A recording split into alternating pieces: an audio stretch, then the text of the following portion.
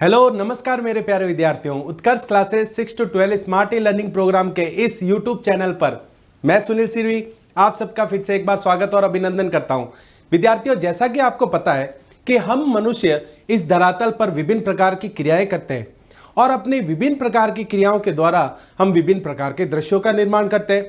ये जो दृश्य हैं, जैसे सड़क, जैसे भवन, जैसे विभिन्न प्रकार के जो दृश्य जिसके अंदर हम भवन को लेकर या फिर भवन से लगाकर जो सड़कें हैं या पुल है या बांध जो हमें दिखाई देती है, उनका हम निर्माण करते हैं। ये सभी दृश्य कहीं ना कहीं इन भौतिक दृश्यों पर निर्मित होते हैं, जैसे पर्वत, जैसे पठार, जैसे मैदान या फिर जैसे घाटियां। तो इन सभी दृश्यों को आधार बनाकर हम मनुष्य विभिन्न प्रकार की क्रियाएं करते हैं। अच्छा, मनुष्य की जो ये विभिन्न प्रकार की क्रियाएं हैं, उनका अध्ययन एक विशिष्ट विषय में किया जाता है जिसका नाम है मानव भूगोल। और जो दृश्य जो पृथ्वी के धरातल पर पाए जाते हैं वो एक विशिष्ट विषय में पढ़े जाते हैं जिसका नाम है भूगोल। तो कहीं ना कहीं अगर हम देखें तो भूगोल विषय से ही आपके मानव भूगोल निकला है। अब सीधी सी बात, मानव भूगोल का नाम लेते ही हमारे मन में यह सवाल उठता है कि मानव भूगोल में ऐसा क्या पढ़ा जाता है, मानव भूगोल की प्रकृति क्या है, उसमें किन किन चीजों का अध्ययन किया जाता है। तो चलिए विद्यार्थियों, आज हम उसी के बारे में अध्ययन करेंगे, मानव भूगोल की प्रकृति के बारे में।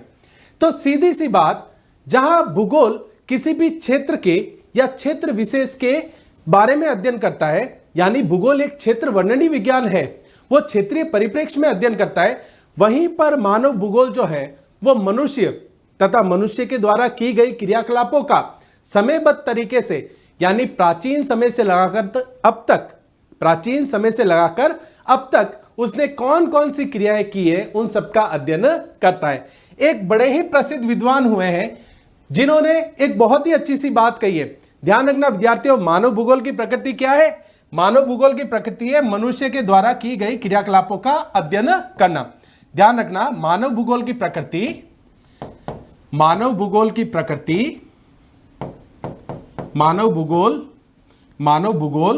प्रकृति में मानवीय क्रियाकलापों का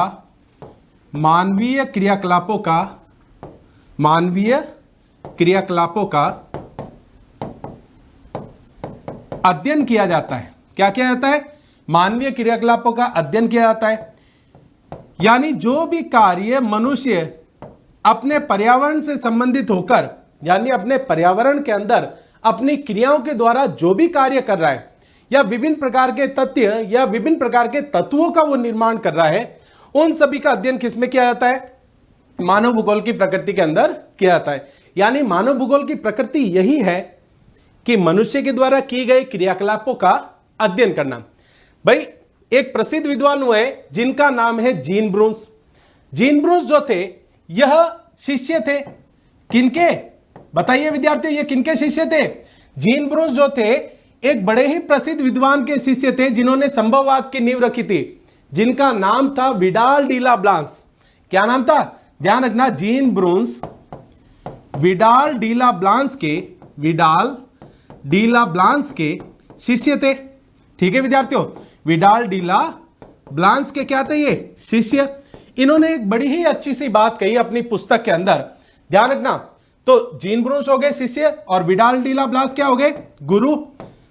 ध्यान रखना, इन्होंने अपनी पुस्तक, इनकी पुस्तक का नाम क्या है?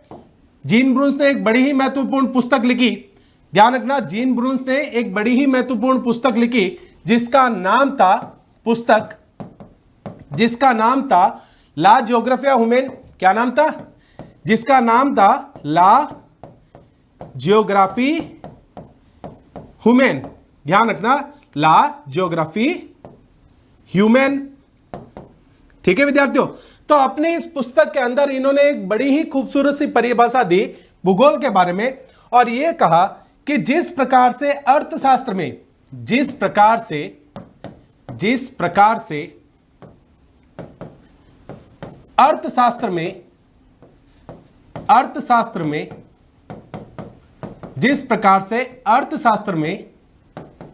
कीमतों का अध्ययन किया जाता है। किसका अध्ययन? कीमतों का अध्ययन किया जाता है। जिस प्रकार से अर्थशास्त्र के अंदर कीमतों का अध्ययन किया जाता है, जिस प्रकार से भूगर्भ शास्त्र के अंदर, ठीक है, ध्यान रखना, जिस प्रकार से अर्थशास्त्र में कीमतों का अध्ययन किया जाता है, भूगर्भ शास्त्र में, या फिर हम ये कह सकते हैं कि जिस प्रकार से अर्थशास्त्र का संबंध कीमतों से है, जिस प्रकार से अर्थशास्त्र का संबंध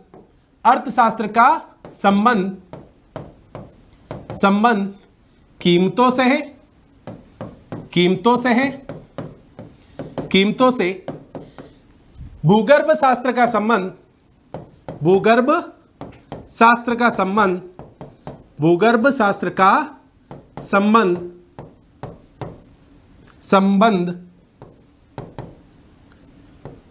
ध्यान रखना, भूगर्भ शास्त्र का संबंध किससे है? चट्टानों से। जिस प्रकार से अर्थशास्त्र का संबंध कीमतों से, भूगर्भ शास्त्र का संबंध चट्टानों से,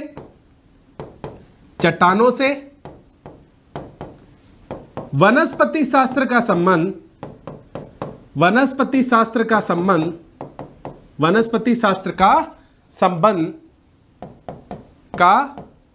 संबंध किससे है? पेड़ पौधों से।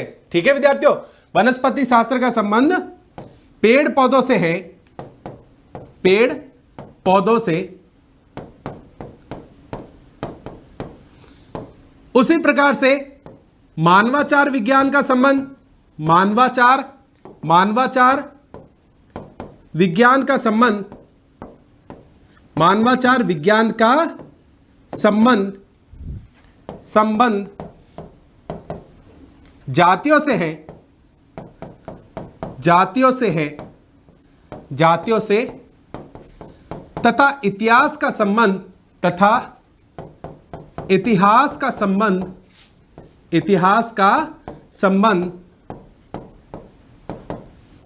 समय से है, इतिहास का संबंध समय से है। उसी प्रकार, ठीक है, ध्यान रखना, उसी या उस प्रकार भूगोल का केंद्र बिंदु स्थान है, भूगोल का केंद्र बिंदु स्थान है। ठीक है, भूगोल का केंद्र बिंदु क्या है? स्थान। भूगोल का केंद्र बिंदु स्थान है। ठीक है विद्यार्थियों, तो यानी कहने का मतलब कि जहां पर अर्थशास्त्र कीमतों से संबंधित है, जिस प्रकार से भूगर्भ शास्त्र चट्टानों से संबंधित है, यानी जिसमें चट्टानों का अध्ययन किया जाता है, वनस्पति शास्त्र जहां पर पेड़ पौधों से संबंधित है, यानी जिसके अंदर पेड़ पौधों का अध्ययन किया जाता है। किसका अध्ययन किया जाता है? पेड़ पौधों का अध्ययन किया जाता है। और मानवाचार विज्ञान जातियों से संबंधित है, यानी ध्यान रखना, मानवाचार विज्ञान का संबंध जातियों से है। ठीक उसी प्रकार से इतिहास का संबंध समय से, और भूगोल का संबंध या भूगोल का जो केंद्रीय बिंदु है, ध्यान रखना, जिस प्रकार से इतिहास का संबंध समय से है, ठीक उसी प्रकार से भूगोल का केंद्रीय बिंदु क्या है? स्थान।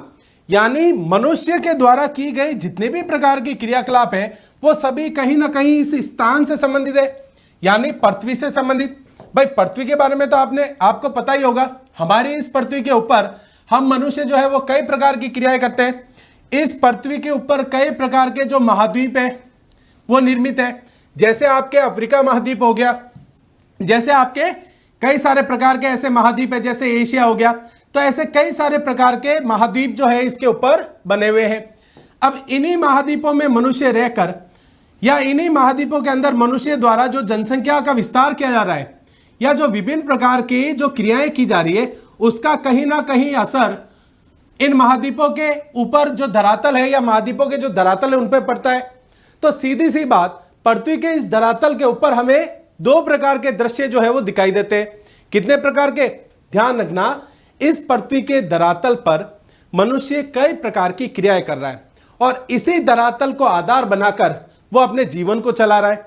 तो सामान्य तौर पर हम हमारी इस पृथ्वी को देखें ध्यान से, इस पृथ्वी को, ये क्या है? पृथ्वी। अगर इस पृथ्वी को हम ध्यान से देखें तो इस पृथ्वी पर हमें कई प्रकार के उच्चावच देखने को मिलेंगे। क्या देखने को मिलेंगे? उच्चावच। उच्चावच का मतलब होता है ऐसे स्थान जो ऊंचे नीचे हो। जैसे हमें यहां पर क्या देखने को मिलता है? पर्वत। जैसे हमें यहां पर पठार देखने को मिलते हैं, जैसे हमें यहां पर मैदान देखने को मिलते हैं, जैसे हमें यहां पर घाटियां देखने को मिलती है, तो ऐसे कई प्रकार के यहां पर हमें उच्चावच जो है वो देखने को मिलते हैं। और इन्हीं उच्चावच को आधार बनाकर मनुष्य क्या करता है, अपनी क्रियाएं करता चला जाता है। ओके विद्यार्थियों, तो मनुष्य के द्वारा या धरातल पर उपस्थित इन उच्चावचों के द्वारा दो प्रकार के दृश्य जो है वो हमारे सामने उपस्थित होते हैं। एक दृश्य वे है जो भौतिक तत्वों से संबंधित है, जिन्हें हम भौतिक दृश्य भी कहते हैं। क्या कहते हैं, भौतिक दृश्य। और दूसरे वे दृश्य जो कि इन भौतिक दृश्यों को आधार बनाकर बनाए जाते हैं, जो मनुष्य द्वारा किए जाते हैं, वो है मानव निर्मित दृश्य। मानव निर्मित दृश्य, ठीक है। यानी दो प्रकार के दृश्य बन गए, एक तो भौतिक दृश्य और दूसरे बन गए आपके मानव निर्मित दृश्य। या मानव निर्मित दृश्य को आप क्या कह सकते हैं, और सांस्कृतिक दृश्य भी कह सकते हैं हम इसे, सांस्कृतिक दृश्य, ठीक है। तो एक तो हो गए आपके भौतिक दृश्य और दूसरे हो गए आपके सांस्कृतिक दृश्य। तो कहीं ना कहीं हम देखें तो इन्हीं भौतिक दृश्यों के ऊपर मनुष्य अपनी क्रियाकलाप करता है और अपने मानव निर्मित दृश्य जो है वो बनाता है, ठीक है। अच्छा, बात करें अगर हम भौतिक दृश्यों की, तो भौतिक दृश्यों में क्या क्या आएंगे, भौतिक दृश्यों के अंदर जैसे आपके पर्वत आता है, जैसे आपके पहाड़ियां आती है, जैसे आपके ज्वालामुखी, जैसे आपके झील, इसी प्रकार से जलप्रपात, इसी प्रकार से वन, इसी प्रकार से मरुस्थल, सागर और नदियां। ये सभी प्रकार के जो दृश्य जो पृथ्वी के धरातल पर दिखाई देते हैं, इन्हें हम क्या कहते हैं, भौतिक दृश्य कह सकते हैं। ध्यान रखना, ये सभी क्या है, भौतिक दृश्य। तो कहीं ना कहीं मनुष्य इन सभी भौतिक दृश्यों को आधार बनाकर, यानी ये जो सारे आपको भौतिक दृश्य दिखाई दे रहे हैं, इन सभी भौतिक दृश्यों को आधार बनाकर अपने सांस्कृतिक दृश्यों का निर्माण करता है। सांस्कृतिक दृश्य जैसे मनुष्य या मनुष्य द्वारा निर्मित सांस्कृतिक या मानवीकृत दृश्य क्या क्या हो सकते हैं, जैसे मनुष्य भवन बना सकता है, जैसे मनुष्य शॉपिंग मॉल बना सकता है, शॉपिंग मॉल बना सकता है, जैसे मनुष्य कोई भी पुल बना सकता है, ध्यान रखना पुल, जैसे बांध, जैसे सड़क, या इसके अलावा जैसे कोई भी बगीचा हो गया, ठीक है, या उद्यान हो गया, उद्यान, ठीक है, जैसे स्कूल हो गया, आपका स्कूल जो है ये भी मानव द्वारा निर्मित है, मनुष्य द्वारा निर्मित है। जैसे कोई मंदिर हो गया या धार्मिक स्थल हो गया, धार्मिक स्थल, ठीक है, मंदिर, मस्जिद, चर्च, कुछ भी हो सकता है इसमें, गुरुद्वारा, ठीक है। या जैसे मान लो कोई भी गांव की चौपाल हो गई, गांव की चौपाल। तो इन सभी का निर्माण मनुष्य इन्हीं भौतिक दृश्यों पर आधार बनाकर, इनको आधार बनाकर निर्मित करता है। किन भौतिक दृश्यों पर, इन्हीं पर्वत, पठार, ज्वालामुखियां या विभिन्न प्रकार के जो दृश्य दिखाई देते हैं, इन पर इनको आधार बनाकर मनुष्य क्या करता है, इन सांस्कृतिक दृश्यों का निर्माण करता है। अच्छा, ये जो सांस्कृतिक दृश्य हमें दिखाई दे रहे हैं, इन सभी दृश्यों का मनुष्य ने अपने अनुसार, अपने पर्यावरण के अनुसार, अपने पर्यावरण के साथ में अनुकूलन करते हुए इन सब का निर्माण किया है। तो कहीं ना कहीं हम ये कह सकते हैं कि मनुष्य अपने पर्यावरण के साथ में अनुकूलन कर अपने समाज का, अपनी संस्कृति का और अपने विभिन्न प्रकार के धार्मिक तत्वों का विकास करता है। तो ये जो आपका मानव भूगोल है, इसकी प्रकृति यह भी है कि यह मनुष्य के द्वारा की गई क्रियाकलापों का, मनुष्य के द्वारा निर्मित जो विभिन्न प्रकार के दृश्य हैं उनका, और मनुष्य के आर्थिक क्रियाकलापों का या उनकी क्रियाओं का, या मनुष्य के द्वारा किए जाने वाले व्यवसायों का भी अध्ययन करता है। किसका अध्ययन करता है, विभिन्न प्रकार के व्यवसाय जो मनुष्य के द्वारा किए जा रहे हैं उसका भी जो मानव भूगोल है वो अध्ययन करता है। अच्छा, अब सीधी सी बात, तो सीधा सा अर्थ यही हुआ कि मानवीय क्रियाकलाप यानी मनुष्य की जो क्रियाकलाप है उनका विकास कब, कहां और कैसे हुआ, इन सब का अध्ययन भी जो है, इन सब का अध्ययन मानव भूगोल करता है। कौन करता है, मानव भूगोल करता है, ठीक है, ध्यान रखना। तो मनुष्य के द्वारा या मानवीय क्रियाकलापों के द्वारा जो विकास किया गया है, विकास का मतलब जो दृश्य निर्मित किए गए हैं, जो दृश्य निर्मित किए गए हैं, इन दृश्यों का विकास कैसे हुआ, कब और कहां पर हुआ, इसका भी अध्ययन मानव भूगोल करता है। ओके, तो सीधी सी बात, मानव भूगोल की प्रकृति के अंदर हम इसे भी शामिल कर सकते हैं। इसी प्रकार से अगर हम ध्यान से देखें तो विभिन्न प्रदेशों के अंदर मानव भूगोल जो है वो जनसंख्या, इसके अलावा प्रदेशों और संसाधनों की व्यू रचना भी करता है और यह देखता है कि किसी प्रदेश का विकास कैसा है। ठीक है, किसी प्रदेश का विकास कैसा है, प्रदेश का विकास कैसा है तथा भविष्य में कैसा हो सकता है, भविष्य में कैसा हो सकता है, इसका भी अध्ययन कौन करता है, मानव भूगोल करता है। ओके विद्यार्थियों, तो ध्यान रखना, मानव भूगोल की प्रकृति में हम क्या क्या शामिल करेंगे। हम विभिन्न प्रकार के दृश्य जो मनुष्य के द्वारा अपने पर्यावरण के साथ अनुकूलन करके अपने क्षेत्रीय संसाधनों का उपयोग करके बनाए जाते हैं, उन सबका अध्ययन जो है वो मानव भूगोल की प्रकृति में अध्ययन किया जाता है। ओके, किसमें अध्ययन करते हैं हम उन सबका, मानव भूगोल की प्रकृति के अंदर हम उन सबका अध्ययन करते हैं। तो सामान्य सी बात हम ये कह सकते हैं कि मानव भूगोल मनुष्य की क्रियाकलापों का अध्ययन है, या मानव भूगोल का केंद्रीय बिंदु क्या है, मनुष्य की क्रियाकलाप या मानवीय क्रियाकलाप। तो सीधा सा अर्थ है कि मानव भूगोल की प्रकृति में या मानव भूगोल की प्रकृति का केंद्र